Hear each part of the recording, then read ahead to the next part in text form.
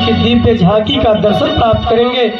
अतः आप सभी लोग अपने नित्य नियमित कर्म से निर्मित होकर के कथा पंडाल में उपस्थित हो जाए, क्योंकि गणेश जी महाराज की झांकी के बाद अनंत मंगलमयी बहुत सारी भगवान के स्वरूप की झांकियां आपको देखने को प्राप्त होंगी।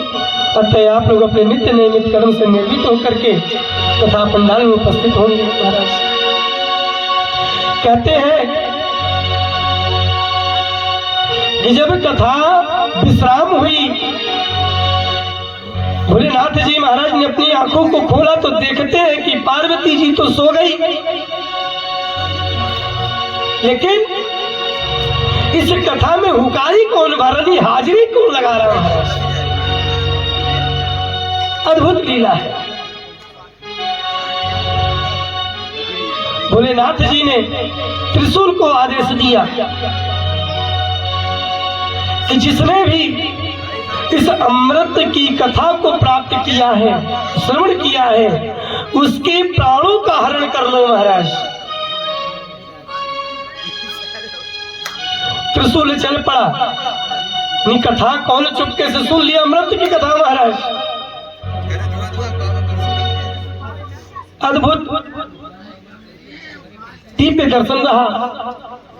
जब सुग्गे ने देखा कि हमारी तरफ भगवान का त्रिशूल आ रहा, हमारे प्राण निकल जाएंगे, विष्णु भगवान के पास गया। कोई साथ खड़ा न हुआ। ब्रह्मा जी के पास गया, कोई साथ खड़ा न हुआ। क्योंकि भैया जब मृत्यु आती है तो कोई साथ खड़ा नहीं होता है। तो उस समय ज्ञान कौन दे? भगवत की। देखिए उस तोते ने भगवत कथा को श्रवण किया, इसलिए नारद जी महाराज का सानिध्य प्राप्त। सुग्गा बेचारा दौड़ता, अपने प्राणों की रक्षा के लिए दौड़ता उड़ता रहा। जब नारद जी महाराज का सानिध्य प्राप्त हुआ तो नारद जी महाराज को देखकर उसने प्रणाम किया। सुग्गे की दक्षता को देख करके नारद जी महाराज कहते हैं, अरे पंछीराज, इतने भयभीत हो कहां दौड़े चले जा रहे? सुग्गा कहता है, महाराज मेरे प्राणों को हरण करने के लिए भोलेनाथ जी महाराज का त्रिशूल पीछे पड़ा है, अब मुझे कोई बचाने वाला नहीं मिल रहा। महाराज मेरे प्राणों को बचा लो। तो नारद जी महाराज कहते हैं, करे महाराज, इस पूरे भूमंडल पर भगवान भोलेनाथ जी के अमोघ अस्त्र के सामने आपके प्राणों की रक्षा करने वाला कोई सामर्थ्यवान नहीं है। सुग्गा बोला, तब क्या होगा महाराज? बोले, महाराज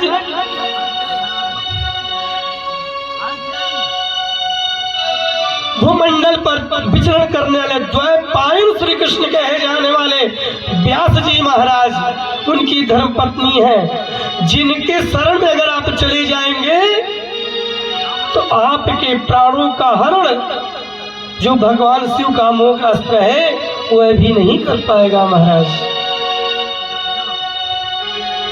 नारद जी महाराज के द्वारा बताए रास्ते पर वह तोता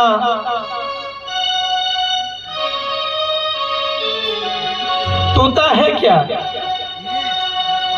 तोता हर मनुष्य है, क्योंकि जब व्यक्ति वृद्धावस्था में पहुंच जाता है तो सारे दांत जब टूट जाते हैं महाराज, तो कहता है राम तो मुंह से निकलता है आम, वही तोता है महाराज।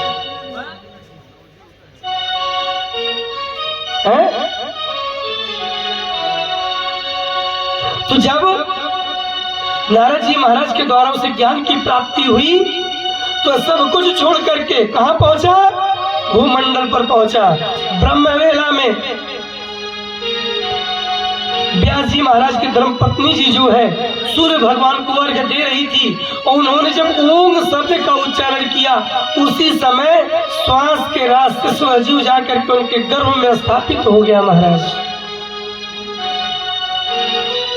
तब भगवान का मोह अस्त्र आया तो देखता है कि द्वैपायन श्री कृष्ण कहे जाने वाले व्यास जी महाराज की धर्मपत्नी जी के गर्भ में वह शिव स्थापित हो गया। अब उनकी कुटिया के चारों तरफ अमोघ अस्त्र भ्रमण कर रहा है कि कब यह मां के गर्भ से निकले और कब मैं इसके प्राणों का हरण कर ले जाऊं।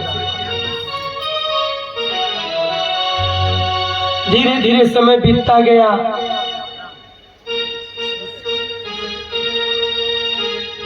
जो एक प्राकृतिक का समय होता है, जब वो समय बढ़ने लगा तो व्यास जी महाराज विचार करने लगे कि ऐसा क्या हो गया कि यह शिशु मेरी पत्नी के गर्भ से बाहर नहीं आ रहा।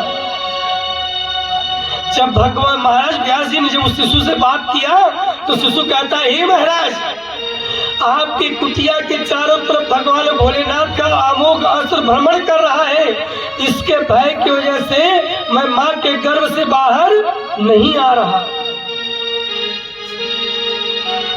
तो व्यास जी महाराज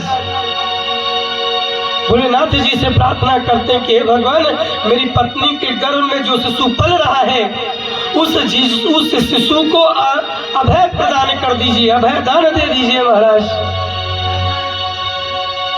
भोलेनाथ जी महाराज आते हैं और उस जीव को अभय क्या प्रदान करते हैं कि जब तक ये भगवान मेरे प्रभु के नाम का रटन करेगा, मेरे प्रभु के नाम के कीर्तन को श्रवण करेगा, भगवत तत्व का ज्ञान रखेगा, तब तक इसके प्राणों को मुझसे कोई भय नहीं होगा।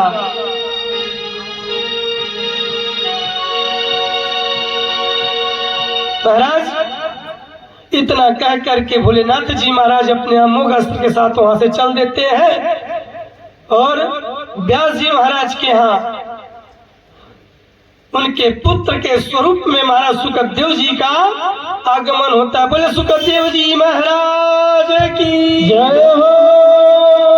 महाराज सुखदेव जी के दर्शन को प्राप्त सभी ऋषि महात्मा मंत्र मुग्ध होते हैं। तो नारद जी महाराज कहते कह रहे, तो मैं तो उस भागवत की महिमा को जानता हूँ, उसके भगवत तत्व का ज्ञान है मुझे।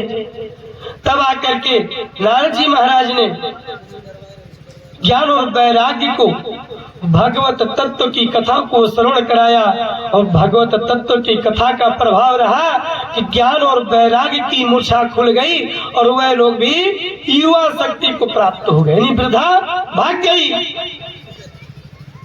और युवा हो गए। महाराज बड़े ही आनंद के साथ में मंगलमयी गान करते हुए जब भगवान का वहां पर प्रागट्य होता है तो भक्ति कहती है, महाराज हम लोग भी आपके स्वधाम चलेंगे। तब भगवान कहते हैं, देवी अगर भक्ति और ज्ञान और वैराग्य अगर ये तीनों ने इस भूमंडल को छोड़ दिया तो पृथ्वी बंजर हो जाएगी, जर्जर हो जाएगी, ऊषण हो जाएगी। तो भक्ति कहती है, महाराज क्या करें?